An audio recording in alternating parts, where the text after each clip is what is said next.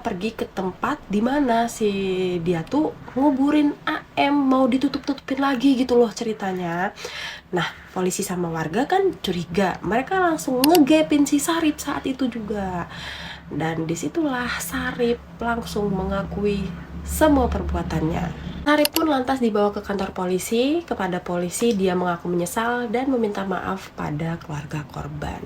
Atas perbuatannya, Sarip dijerat Undang-Undang Perlindungan Anak tentang penganiayaan yang menyebabkan kematian dengan hukuman 15 tahun penjara dan denda sebesar 3 miliar rupiah.